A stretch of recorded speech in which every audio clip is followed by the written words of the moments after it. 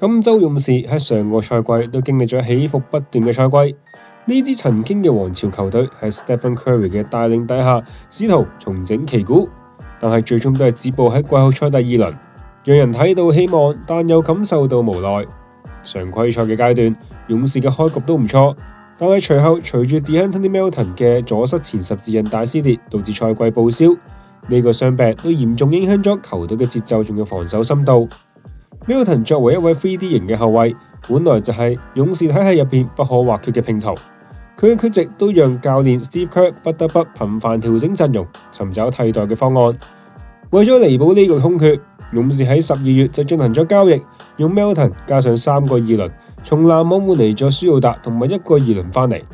但係舒魯達都並未完全適應勇士嘅體系，球隊嘅勝率一度跌翻落去5成，戰績徘徊喺25勝26負左右。呢個階段，勇士嘅進攻效率排名聯盟第18，防守效率第10，都顯示出明顯嘅掙扎。尤其喺 Curry 偶爾受限嘅時候，球隊就缺乏足夠嘅第二持球點出嚟維持輸出。但係轉機都出現喺2025年嘅2月交易截止日之前，勇士管理層作出咗一個重大嘅決定，進行咗一筆3方交易，送出咗 Andrew Wiggins、舒魯達、Kyle Anderson， 從熱火換嚟咗 Jimmy Butler， 並且隨即同 Butler 簽下一份2年1.21億美元嘅續約合同。呢筆交易都堪稱勇士上賽季嘅救贖。Butler 嘅加盟立即改變咗球隊嘅面貌，佢帶嚟咗強硬嘅防守同埋季後賽嘅心態。喺加盟之後嘅30場常規賽入邊，勇士就得到咗23勝7負嘅戰績，同時進攻效率跳升到去聯盟第4，防守效率更加係登頂去到第1。Butler 場均貢獻到17.9分、5.9個助攻，仲有1.8次偷波。佢嘅嚟到唔單止能夠提升側翼防守，仲讓勇士從過度依賴 Curry 嘅模式轉型成為咗雙核驅動模式。Curry 喺呢個階段嘅負擔都減輕咗唔少。雖然常規賽場均得分降到去24.5分，但佢嘅投射命中率維持喺44.8%， 三分命中率約39.7%， 助攻數達到6.1次，關鍵時刻嘅表現依舊亮眼。就好似喺常規賽對灰熊嘅比賽入邊，佢獨得52分，幫助球隊取得重要嘅1仗。喺季後賽階段，勇士以西岸第7嘅身份進入附加賽，成功擊敗灰熊之後，喺首輪面對火箭就展現出驚人嘅韌性，從1-3落後嘅絕境逆轉取勝。Butler喺系列賽嘅第1場就有25分，並且貢獻5次偷波。喺季後賽中場均攞到15.7分，成為咗球隊重要嘅火力點。而 Draymond Green 作為防守核心，就展現出高超嘅防守智商，仲有傳球能力。佢能夠換防後衛，並且保護籃板，讓勇士嘅體系都能夠運轉順暢。但係好景不長，喺第2輪對木狼嘅時候，Curry 嘅腿筋傷勢讓球隊嘅體系崩潰。雖然開局1-0領先，但係最終2輪止步。呢一季勇士嘅年輕球員就好似 Kuminga， 場均都有住15.3分、4.6個籃板、2.2次助攻。Moody 場均都有9.8分，但佢哋嘅穩定性不足。Kuminga 喺季後賽對木狼嘅系列賽入邊，場均有20.8分，命中率都有55%，但就因為上場時間唔穩定，未能夠完全發揮。而總體嚟講，上賽季勇士嘅常規賽戰績都有48勝34負，季後賽雖然有亮點，但係傷病同埋深度問題都暴露無遺。而進入休賽期，勇士嘅運作都雖然曲折，但係最終都鎖定咗陣容。最大嘅焦點都莫過於 Kuminga 嘅續約談判。呢位年輕前鋒喺上個賽季就展現出唔錯嘅潛力，但就因為不滿球隊嘅戰術地位同埋上場時間而同球隊產生分歧。佢嘅團隊最初要求高薪，加上球員選項同埋唔可以交易條款，但係市場反應冷淡，只有帝王等少數球隊表達興趣，都讓勇士逐漸掌握主動權。經過幾個禮拜嘅僵持之後，雙方最終達成妥協，簽下一份2年4850萬美元嘅合約，其中第2年就係球隊選項。佢哋唔單止保留咗 Kuminga 嘅交易價值，仲能夠讓勇士喺出年1月15號之後考慮交易佢，要換取更適合爭冠嘅拼圖翻嚟。而 Kuminga 嘅續約某程度都係標誌住勇士管理層嘅勝利，佢哋拒絕被一位球員束縛，同時為未來留下靈活性。與此同時，勇士迅速簽下多名自由球員 ，Al Horford 以2年1200萬美元加盟，第2年係球員選項。呢位39歲嘅老將喺喺上賽季為綠軍貢獻場均9分、6.2個籃板、2.1個助攻，3分命中率有36.3%，防守端限制對手命中率40%，排名聯盟第7。佢拉開空間嘅能力、策應能力，仲有換防嘅能力，都完美適配勇士嘅體系。雖然年齡係隱患，但係佢嘅季後賽經驗都將能夠提升球隊嘅內線深度。佢嘅加盟都能夠讓小球陣容更加靈活，能夠同 Draymond Green 輪換5號位，減少 Draymond Green 嘅體能消耗，讓小球5路陣容放大速度優勢，同時掩飾體力上嘅弱點。另外 ，De'Anthony Melton 以2年$682萬回歸，第2年係球員選項。佢喺上個賽季為勇士出戰前半段，證明咗自己嘅 3D 屬性，能夠同 Curry 分擔防守壓力。而 Gary Payton 以1年老將底薪回歸，呢位防守悍將上賽季場均都有6.5分、3個籃板、1.3個助攻，投射命中率有57.4%。佢嘅能量同埋空切將會強化後備嘅得分火力。而 Steph Curry 就以1年訓練營合同加盟，呢位35歲嘅射手，上賽季3分命中率都有45.6%，能夠作為 Curry 嘅後備提供外線火力。佢嘅生涯3分命中率有43.3%，同大佬嘅42.3%都不相上下，更為勇士增添咗兄弟籃球嘅看點。而離隊嘅球員就包括卡波隆尼，佢嘅離去某程度都削弱咗內線嘅籃板仲有體型。但係 Al Horford 嘅加入，仲有 TJD 嘅成長，無疑都可以彌補到卡波隆尼嘅離去。而展望新嘅賽季，勇士都將會面臨嚴峻嘅挑戰。呢支球隊嘅核心優勢都係在於冠軍基因，仲有季後賽實力。但係陣容老化，仲有西岸嘅競爭，都將會考驗佢哋嘅極限。正選嘅陣容預計就係 Stephen Curry、Porzingis、Jimmy Butler、Draymond Green 就係 Al Horford。呢套陣容嘅平均年齡高達33.8歲，其中4人超過35歲。Curry 37歲，Butler 36歲，Draymond Green 35歲，Al Horford 都39歲，喺 NBA 歷史上都係實屬罕見。雖然經驗豐富，但係體能管理仲有傷病嘅風險都成為咗最大嘅隱患。上賽季 Curry 嘅腿筋傷勢就讓球隊付出代價。新賽季教練 Steve Kerr 必須要嚴格控制佢哋嘅上場時間。Curry 場均可能限於30分鐘內，而 Al Horford 就需要避免 back-to-back 嘅比賽，以確保季後賽嘅時候嘅健康狀態。Curry 作為球隊嘅核心，雖然年齡逐漸增加，但佢嘅影響力依舊無可不敵。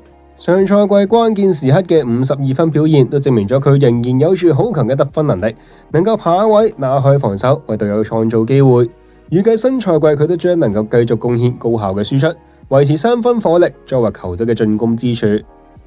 而 Jimmy Butler 嘅加盟都係勇士轉型嘅關鍵，佢都為球隊帶嚟咗季後賽嘅態度，仲有防守嘅強度。上賽季喺勇士嘅23勝7負都證明咗佢嘅價值。上賽季佢同 Curry 形成咗雙核 ，Jimmy Butler 嘅持球突破同埋抓包嘅能力都能夠緩解到 Curry 嘅壓力。佢嘅精神屬性都激勵咗全隊喺高壓嘅比賽中發揮重要作用。而 Draymond Green 嘅防守智商仍然係球隊嘅核心所在，佢能夠發動快攻並且保護籃板。新賽季預計佢都能夠繼續喺防守上仲有助攻上作出貢獻。雖然年齡已經達到35歲，但佢嘅換防仲有傳球都將能夠維持球隊嘅體系運轉。而 Al Horford 嘅加入都解決咗內線嘅痛點，佢嘅3分能力同埋防守嘅多樣性將能夠提升球隊嘅靈活性。佢能夠拉開空間，讓 Curry 嘅擋拆更有效率，同時提供籃板保護，仲有領導能力。雖然39歲，但佢上賽季嘅表現都顯示出佢仍然能夠貢獻穩定嘅輪換。後備席上 ，De'Anthony Melton 仲有 Gary Payton 將會貢獻防守能力 ，Steph Curry 嘅射術將會增加外線嘅深度。佢嘅3分都將能夠好大程度地懲罰對手放空佢嘅機會，而年輕球員嘅發展都幾可肯定，會係佢哋下季嘅 X Factor。Kuminga 改着1號波衫都象徵住重新嘅開始。上季季後賽嘅爆發都顯示出佢嘅潛力，但合約嘅僵局仲有上場時間嘅唔穩定，都可能影響佢嘅心態。新賽季佢都需要證明自己嘅價值，以及係咪可以喺勇士長遠發展。如果唔係，佢喺1月都好可能會被交易㗎啦。Moody 攻防均衡嘅特點都可以客串鋒線 ，Porzingis 嘅投射仲有組織都可以為正選提供活力。而 Al Horford 嘅加入咗 TJD 嘅進步都可以補強內線，緩解卡波隆尼離隊之後嘅影響。但係勇士嘅8後衛陣容包括 Curry 兄弟、Melton、Gary Payton、Buddy Hield、Moody、Porzingis 仲有新人 Will Richard 都係而家佢哋陣容中比較具爭議嘅一點。呢啲球員身高好多都係喺6尺2到6尺4寸之間，偏向矮小靈活，讓勇士嘅後場輪換都充滿可能性，但亦充滿風險。喺戰術配合入邊，勇士嘅8後衛陣容能夠透過多重嘅傳切體系同埋無限換防嚟發揮最大嘅效用，就好似 Stephen Curry 仲有 Porzingis 嘅正選拍檔能夠形成雙控衛模式。Stephen Curry 專注於無球進攻，利用佢嘅吸引力為 Porzingis 創造持球嘅機會。佢嘅組織都能夠分擔 Curry 嘅組織壓力，讓球隊喺半場陣地戰中維持流暢。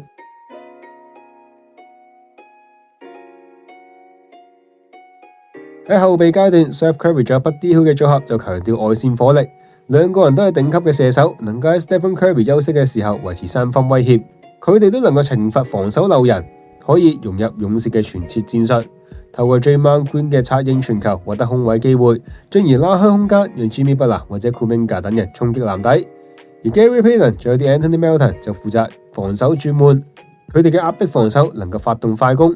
Gary Payton 嘅偷波都能夠轉化為反擊得分，效率都可能唔錯。而 Anthony Melton 若果健康嘅話，都能夠提供類似嘅作用，讓勇士喺過度進攻中加速節奏。而 Moody 同埋 Will Richard 作為搖擺人，都能夠喺小球陣容中換防多個嘅位置。整體嚟講，呢8個人都能夠透過輪換維持高強度嘅進攻同埋防守。喺體系配合上，勇士亦都可以透過多後衛嘅優勢同雙策應中鋒打造多變嘅戰術。佢哋矮小靈活嘅陣容喺小球戰術下都能夠放大 Al Horford 仲有 Draymond Green 嘅策應優勢，但都需要面對住體型不足嘅挑戰。佢哋能夠喺傳切體系入邊充當中樞嘅角色，喺擋拆戰術中同後衛形成多層次嘅配合。就好似喺 Pick and Roll 入邊 ，Al Horford 嘅擋拆不但只可以 pull up， 仲可以 roll in， 仲可以提供二傳嘅作用，讓勇士嘅進攻更為流暢。而 Draymond Green 嘅 short roll 更加可以激活到 playmaking， 為後衛創造二次嘅機會。上季 Draymond Green 喺呢種角色中，讓勇士嘅進攻效率提升明顯。呢種配合喺小球陣容中都更為特別有效，讓8後衛嘅投射同埋速度都得以發揮。喺同 Stephen Curry 嘅配合上 ，Al Horford 同埋 Draymond Green 都能夠透過擋拆放大 Curry 嘅無球威脅。Al Horford 能夠喺高位擋拆後 pull up 到弧頂，吸引防守之後收縮，為 Curry 嘅無球跑動創造空位嘅機會。上季 Al Horford 場均有1.9球3分，讓對手都唔敢輕易收縮。而 Draymond Green 就能夠喺 short roll 中充當全球樞紐。上季佢同 Curry 嘅擋拆組合喺季後賽中讓勇士3分命中率達到38%。具體啲嚟講，當 Curry 持球發起擋拆 ，Draymond Green roll in 到內線之後唔直接攻框，而係短暫停留喺罰球線附近，利用佢嘅視野傳俾切入嘅 Curry 或者外線嘅射手。Al Horford 就提供更多變嘅變奏，佢喺高位能夠拉開空間，讓 Curry 喺面對夾擊時有更多嘅傳球選擇。而同樣地 ，Seth Curry 仲有 Buddy Hield 等嘅射手都可以同雙塔打啲手遞手嘅戰術，甚或乎喺 Jimmy Butler 持球嘅時候，另一邊打啲無球擋拆，讓戰術更加豐富。另外 ，Gary Payton 仲有 Melton 嘅防守能量都可以讓 Al Horford 仲有 Draymond Green 打更多嘅轉換進攻出嚟。幾位防守能力都好強，喺製造失誤之後，亦具備住好強嘅快攻，仲有長傳能力，相信都會成為勇士嘅一大武器。當然呢個8後衛陣容嘅弱點同樣都係十分之突出。首先就係當然佢哋嘅身高同埋體型上嘅不足，呢個8後衛陣容都矮過6尺4寸，喺面對內線強隊或者係較高大嘅球隊嘅時候，都會較為輸蝕。而 Will Richard 仍然喺新秀階段，難以立即貢獻，而 Gary Payton 同埋 Anthony Melton 嘅重疊都可能會成為問題。二人都係防守型，但係投射能力有限。上季 Gary Payton 3分唔穩定。而 Anthony Melton 嘅傷病史都讓佢嘅可靠性存疑，而年齡同埋傷病風險更加係一大隱憂。Stephen Curry 38歲 ，Seth Curry 35歲，都需要嚴控上場時間。上季 Stephen Curry 體能不足，喺季尾逐漸顯露出嚟。Buddy Hield 32歲，雖然唔算大，但係手感起伏大。Porzingis 仲有 Moody 雖然後生，但係穩定性就欠缺。Will Richard 作為新秀都需要啲時間嚟適應一下。整體輪換雖然深，但就有一定嘅重複性。Steve Kerr 都需要頻繁調整嚟避開弱點。客觀嚟講，8後衛嘅陣容優勢都係在於進攻火力，佢哋能夠透過傳切同埋換防嚟放大優勢，但係體型同埋射手嘅穩定性等嘅弱點都讓前景謹慎。喺最佳嘅情況底下，佢哋都大機會打入第2輪，但係最壞嘅情況可能會喺第1輪就俾人踢出局㗎喇。唔知大家點睇呢？歡迎留言一齊討論，記得俾 like、訂閱支持，中意 Super Fan 之後得我哋下次再見，拜拜。